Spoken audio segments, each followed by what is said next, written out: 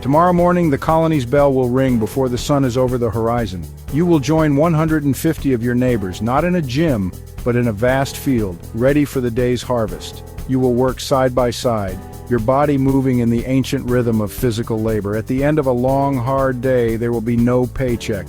No one gets paid a single dollar. To an outsider, this might sound like hardship, but for the Hutterites, this collective effort isn't a burden.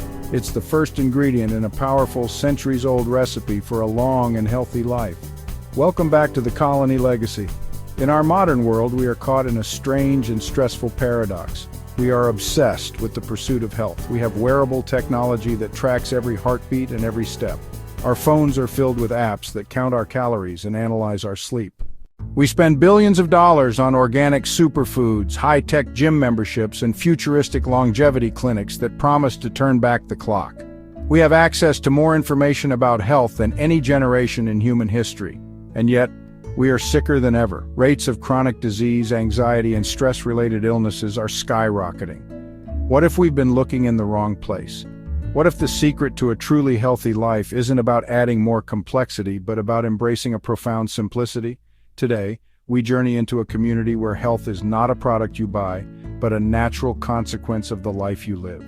We are going to decode the 4 pillars of their unseen pharmacy. When you think of the word exercise, what comes to mind?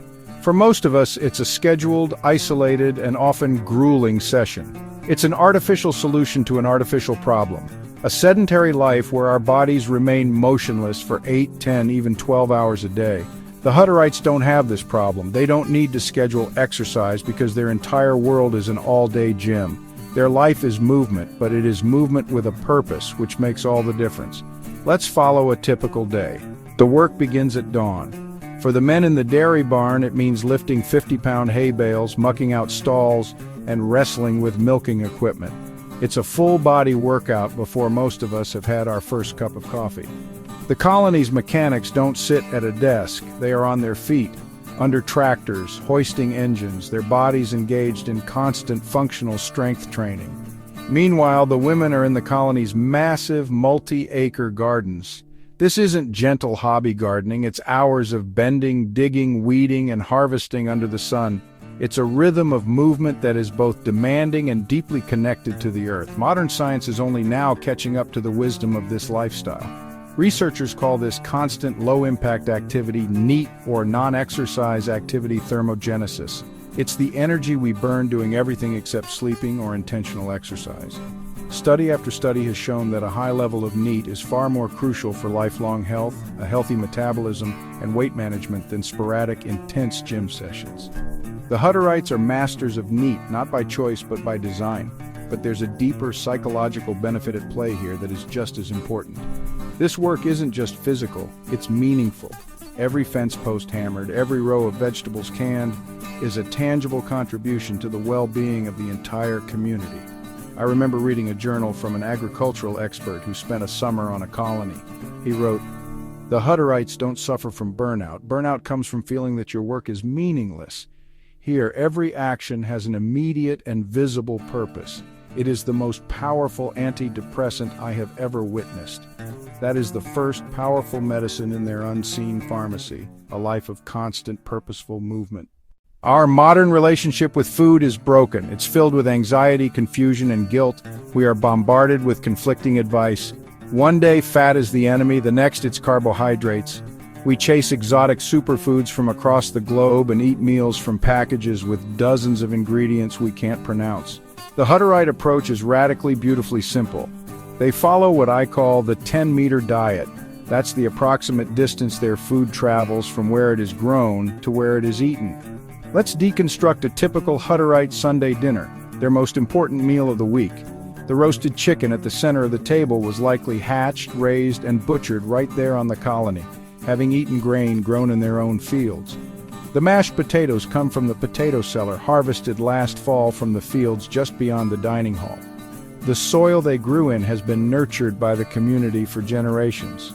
The bread, dense and flavorful, was baked just hours ago in the communal bakery.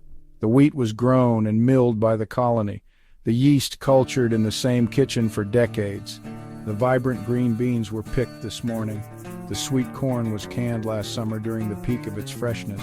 The pickles, providing a sharp, tangy contrast, are a product of age-old fermentation, a natural source of probiotics that nurture a healthy gut microbiome. This isn't a trendy farm-to-table concept, it's a closed-loop system of sustenance. The food is, by its very nature, seasonal, whole, and almost entirely free of the pesticides, preservatives, and processed sugars that are the hallmarks of the standard Western diet. This connection creates a deep respect for food. I read a story about a young Hutterite boy who was chastised not for misbehaving but for carelessly dropping a few potatoes while carrying them to the cellar. The elder who saw him said, "You are disrespecting the work of 50 people and the gift of God." For them, food isn't a commodity, it is the sacred result of their land, their labor, and their faith. It is the second and perhaps most potent medicine they consume every single day. We can have the best diet and exercise plan in the world, but there is an illness that can silently undo it all. Leading medical journals and the World Health Organization have declared it a global public health crisis, as dangerous to our physical health as smoking 15 cigarettes a day, and more likely to lead to a premature death than obesity. That illness is loneliness, and it is here that the Hutterite blueprint reveals its most powerful and revolutionary secret. I know that for many of us, the idea of living so closely with 150 people with virtually no privacy can seem overwhelming, even suffocating. Our culture has trained us to see independence and personal space as the ultimate achievements. But what if this fierce independence comes at a terrible cost? The Hutterite system is designed, above all else, to eliminate the possibility of social isolation. It is a powerful, lifelong social immune system. Let's examine how it works at every stage of life.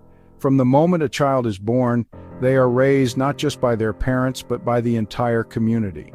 They are immersed in a world of constant interaction, surrounded by dozens of siblings, cousins, aunts, and uncles. As adults, life is a continuous act of collaboration. Work, meals, worship, and recreation are all done together. There is no such thing as a solitary evening in front of the television, but the most telling aspect is their approach to old age.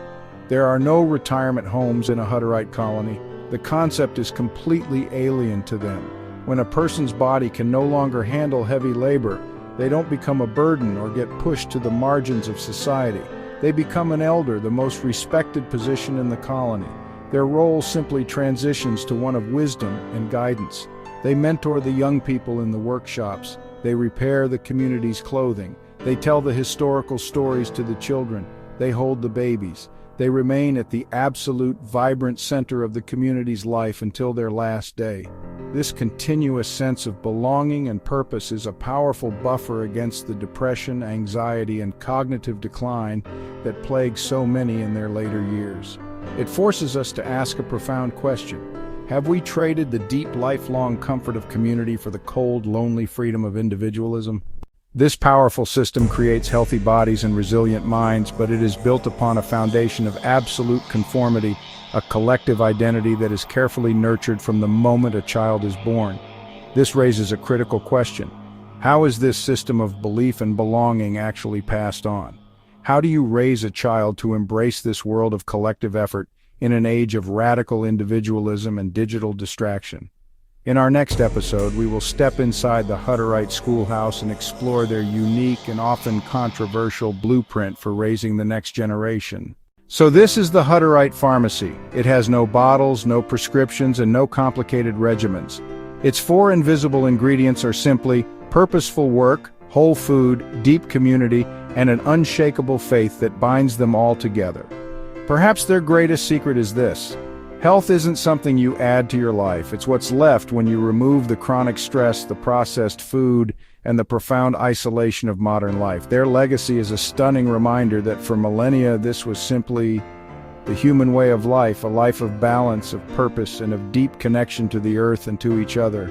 And now that you understand the pillars of their physical and mental well-being, you are ready to explore how they ensure these traditions are passed on from one generation to the next. The story of how they raise their children is a fascinating look at the preservation of a 500-year-old culture in the heart of the modern world. To continue this journey, click on the video that's on your screen right now. I'll meet you there.